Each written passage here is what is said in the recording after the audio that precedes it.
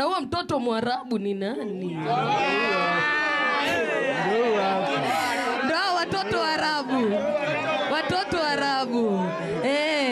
Na unajua kwenye mneti kila mtu amekuwa anafanya kama translation yake. Anadai kuwadisia wasee Kenya mnasema, lakini si watu wengi wanang'am. So nataka leo tunaenda word by word, unatuambia inamaanisha nini?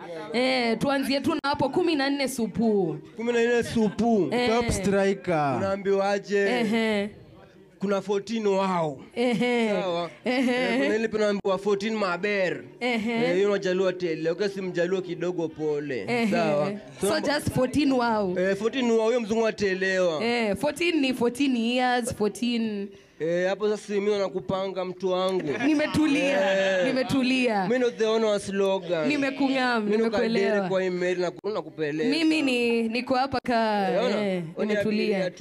nimetulia. Na nikuulize, tukifika sasa hapo kwa along lilo, tunamaanisha nini? Hapo kwa along lilo. No umenipigia skirt lilo. Skirt lilo. So ikiwa along ni along lilo. Along lilo. Ambapo inakuwa ini a short lilo. A short lilo. Na alele mtoto ni nani? Mtoto alele. Ambapo inakuwa lady. Ambapo inakuwa mtoto alele nakuaje?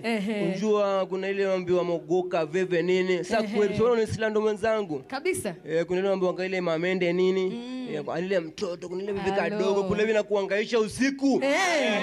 Na hiyo ndio wake ni gani? The small one. Thank you. Hiyo ni kama mtoto Mwarabu. Hiyo kama ni Mjaluo Mkikuyu itaki. Aielewi mtoto Mwarabu peke yake. Mtoto Mwarabu peke yake. Hivyo tu. Alafu tuko na DJ Kevo Msafi hapa tupatie chance kidogo. Selector. Huyo selector wa Kembeshe ndo nani? Ndio mimi sasa. Ndio wewe selector. Wa Kembeshe. DJ Kevo Msafi akirudi anarudi